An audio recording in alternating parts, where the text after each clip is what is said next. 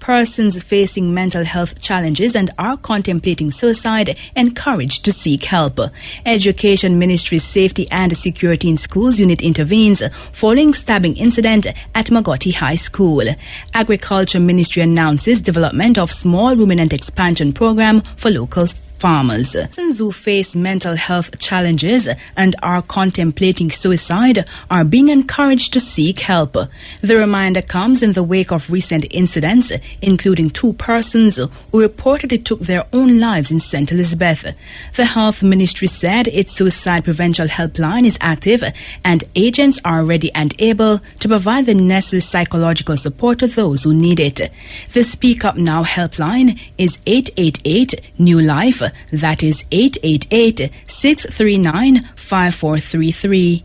Clinical psychologist for the Northeast Regional Health Authority, Dr. Pernell Bell, said another awareness campaign will be rolled out soon to highlight the aid services offered. Individuals who are experiencing any kind of issue, that they can pick up the phone and call that number to reach out and be able to get a counselor online to be able to assist and give them the kind of directive that would help to allay whatever it is that they are experiencing at the time. There's also a program that NERA is initiating, and it's a social campaign called Reach Out, and persons can find more information on the NERA website to refer the public to different entities that will be able to help. We have child guidance clinics right across Jamaica in every parish, several different locations across Jamaica.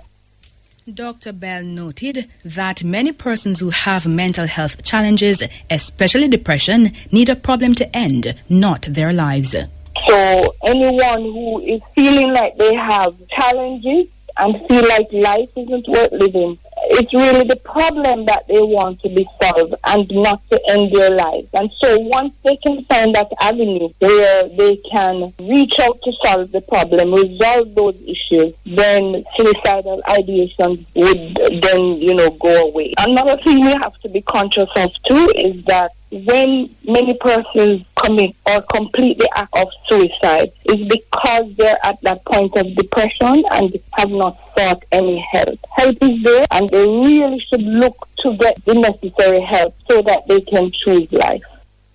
She highlighted that hundreds of persons have already received help from counselors. We have helped individuals who were at that point, both adults and children, to see life from a different perspective. And once they are channeled into the right direction in terms of the solution to the problem, we find that people develop back hope and re-engage in healthy living. So we have helped hundreds of persons over a period of time to be able to help themselves. Clinical psychologist for the Northeast Regional Health Authority, Dr. Pernell Bell. She said that in addition to the helpline, persons may go to clinics, health centers, and other public health facilities to request help. She said officials are aware of the protocols to activate in response to a mental health issue. The Education Ministry, through its Safety and Security in Schools unit, has intervened following a stabbing incident at the Maggotty High School in St. Elizabeth. It's reported that a male student used a pen to stab another boy in the head during a dispute on the school compound on Monday. Further reports are that the pen lodged in the child's head and he was rushed to a medical facility for treatment. The St. Elizabeth police were summoned, and officers who responded interviewed the boys as well as their parents. A St. Thomas family has been plunged into mourning following the death of a 2-year-old boy yesterday. The child has been identified as Danjay Bailey of Seaforth. Reports are that about 9 a.m., Danjay was at home when he was found lying on the ground, unresponsive. Danjay was taken to hospital where he was pronounced dead. Police are awaiting a post-mortem examination to determine the cause of death. Minister of Agriculture Pernell Charles Jr. has announced that over 200 small ruminants will be imported to enhance the Small Ruminant Development Program. At a press conference yesterday, Mr. Charles Jr. explained that a permit has also been issued to the Small Ruminant Association for an additional 37 animals. And in continuing the development of the small ruminant development industry, I am pleased to announce the import of approximately 200 small ruminants under the Small Ruminant Development Program by the end of March to be distributed to farmers for the expansion of the small ruminant production.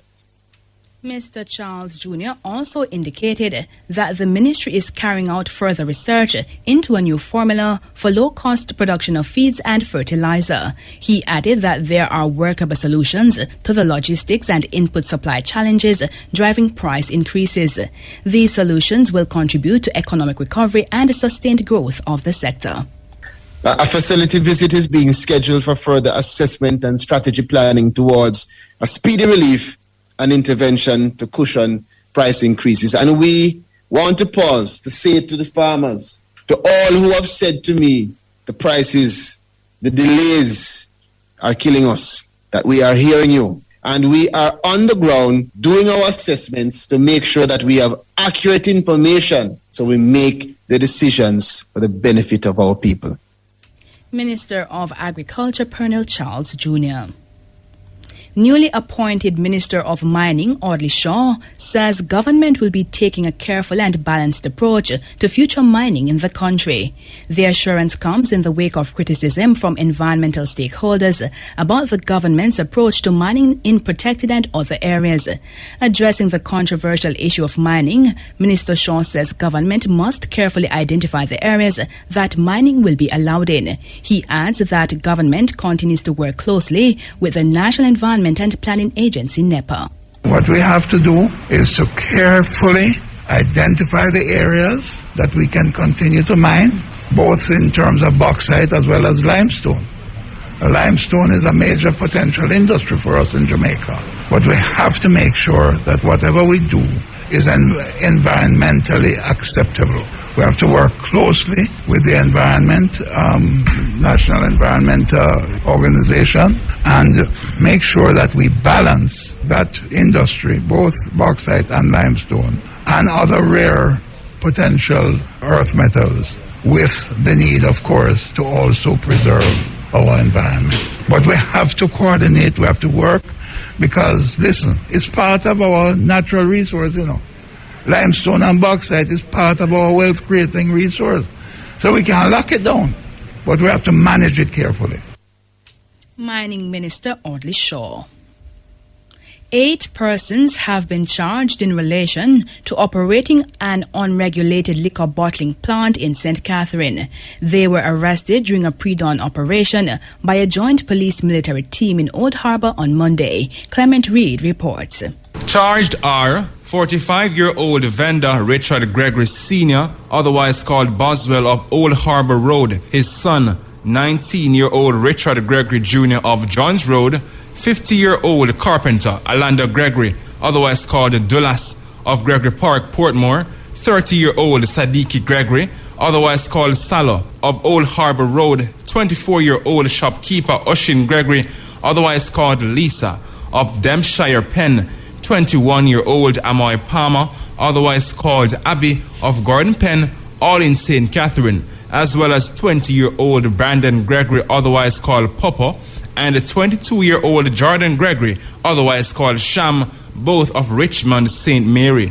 All 8 have been charged with breaches of the Copyright Act, the Excise Duty Act, and the Spirit Control Act.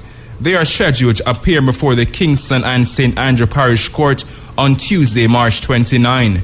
Reports are that on February 7, a team of police and military personnel entered the premises where they uncovered an illegal bottling operation for counterfeit liquor.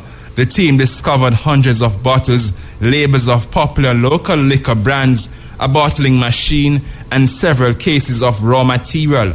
The officers also seized approximately $218,000 in cash. The 8 suspects were held during the operation. The police are warning citizens to take the necessary precautions and examine the labels of packages when making purchases and use licensed retailers. Reporting for RAFM News, I'm Clement Reed.